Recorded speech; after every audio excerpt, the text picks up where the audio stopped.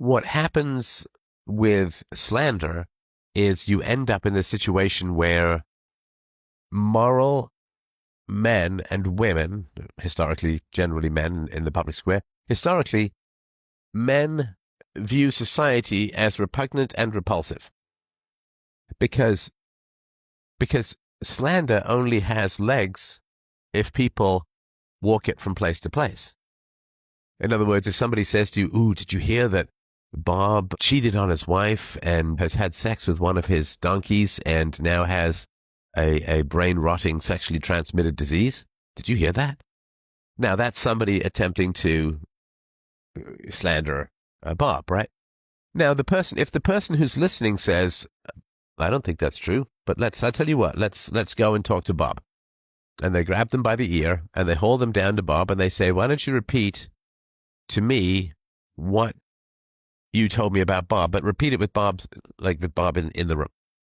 Or even if they don't want to grab the person by the ear, if they say, "I'm going to go straight over to Bob's house and I'm going to check this out because this does not seem believable to me at all. This does not seem believable to me at all."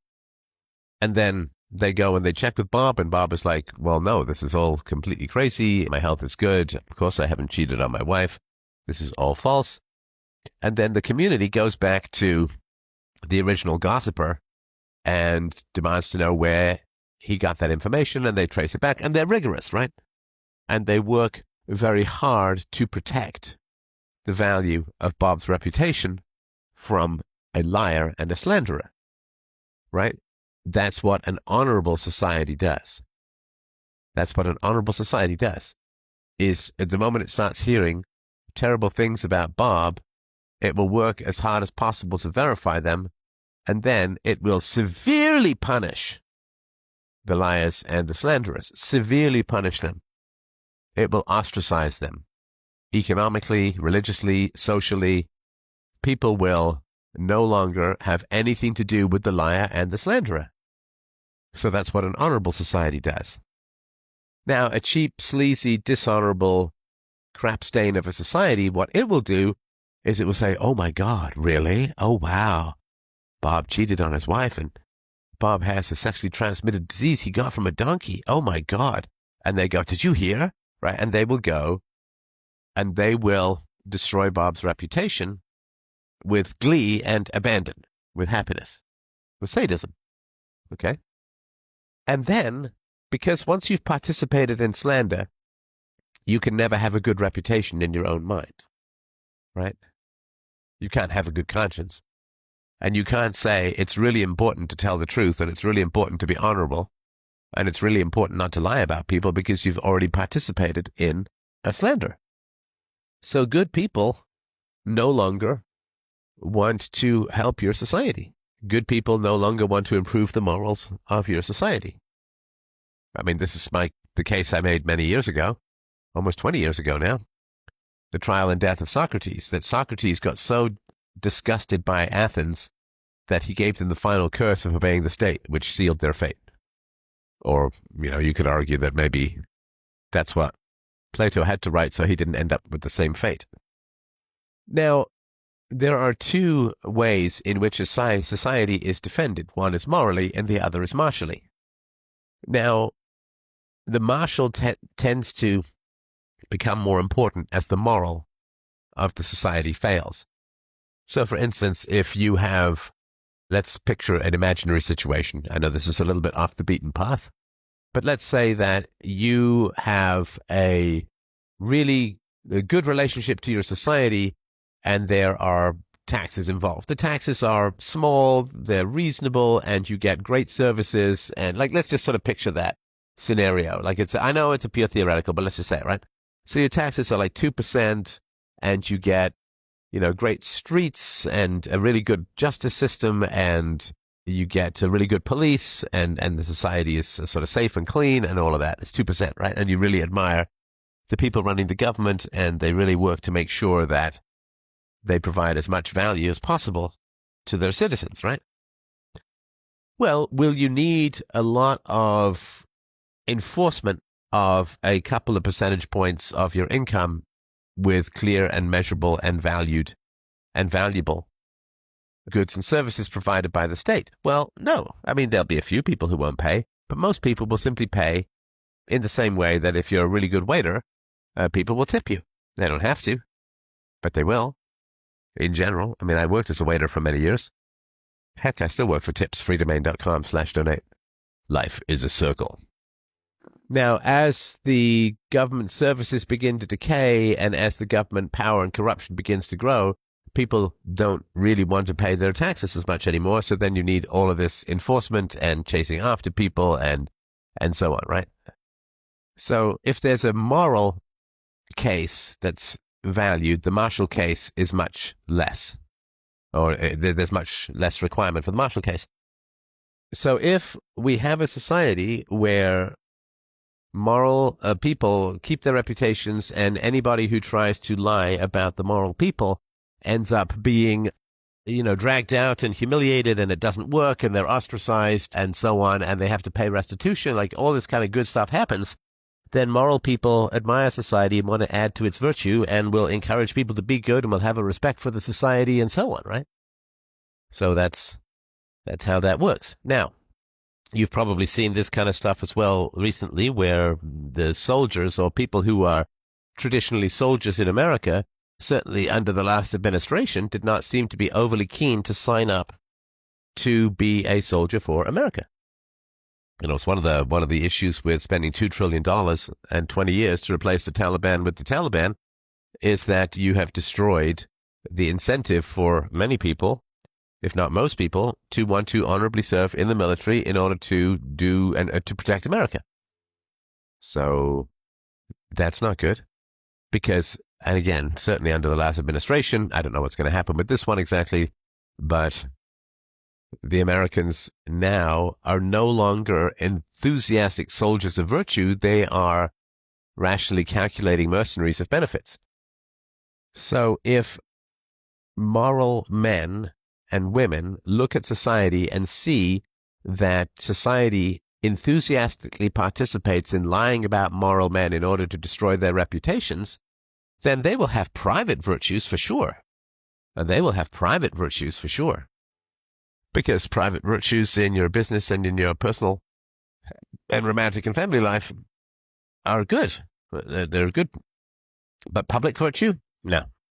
No, why would you do all of the extraordinarily hard work of having and building and maintaining a reputation if it can simply get taken away and you can go from having a good reputation to not just having your good reputation taken away, but have it be replaced with a bad reputation, to go from being perceived as honorable to being perceived as crazy, twisted, evil, whatever it is, right? Why would you bother doing that in the public square? And given that you know this about your society, that the general population is so freaking stupid that they will get a tiny, momentary, transitory thrill from participating in the sharing and spreading of salacious and false gossip, that they will absolutely destroy the moral heart of their society, well, why on earth would you care what happens to that society? Right? I mean, I grew up in England, and in, various, England and Ireland, in fact, and in the various houses and schools and locations and neighborhoods and places that I lived, nobody ever intervened in the child abuse that I was experiencing, which was very loud and very violent. And then after I went public with the child abuse that I had experienced and then tried to help other people who were also other adults who were victims of child abuse, it started in England, but the media turned on me, rushed to protect the abusers and to attack the virtuous. Well, I mean, that's a drag. Don't get me wrong. That's a drag. But on the other hand, I actually don't have to care what happens to England anymore. I did my best. I did my best. So other people will have to rush to defend England, but it ain't going to be me. I did my best. So when society enthusiastically and in a cowardly fashion, a cowardly, sadistically joyful fashion, tears down unjustly the honorably earned and acquired reputation of moral men and women, then you will end up with very quickly a distinct lack of supply of honorable men and women. And then from there, you end up with fewer soldiers who are willing to who are willing to risk injury and death in order to protect the society. See, the soldiers have to like the society in order to risk maiming and death to protect it.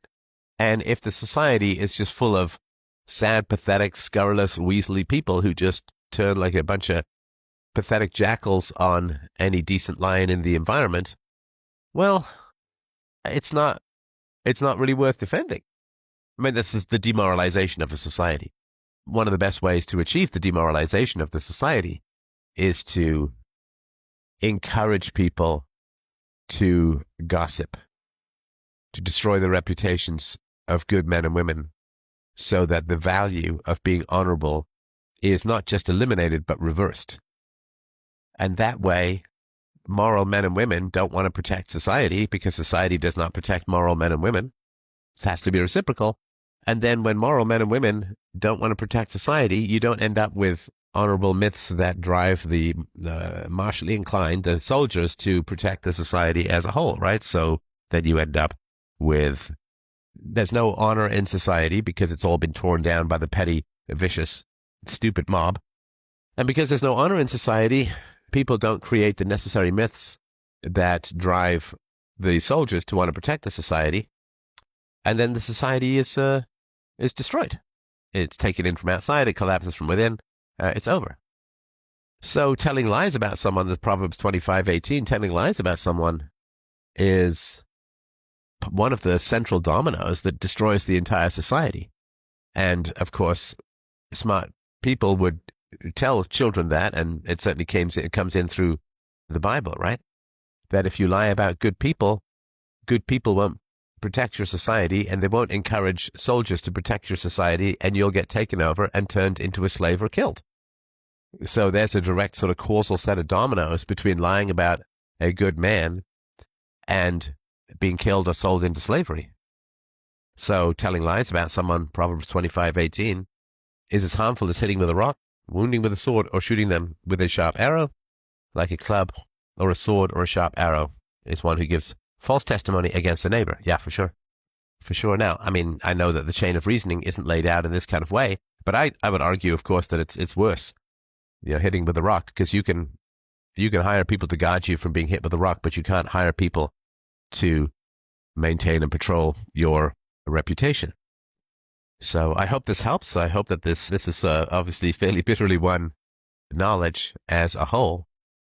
This was certainly my thought process when I abandoned politics, these 4.5 years ago, because I was like, okay, so I've been deplatformed and I'm twisting in the wind and nobody's really jumping up to defend or invite me back in. And so good luck, everyone. I'm turning to other topics. And we can sort of see how that sort of played out as a whole. So I hope that this helps, and I'd love to hear what you think about this Bible series. I'm really enjoying it, and it's really getting to sort of the root of my moral education as a young man. I lived in church as a boy, and I'm finding it very helpful and interesting. If you would like to help out the show, I would hugely, deeply, and humbly appreciate it at freedomain.com/donate. So lots of love from up here, my friends. Take care. I look forward to your feedback. I'll talk to you soon. Bye.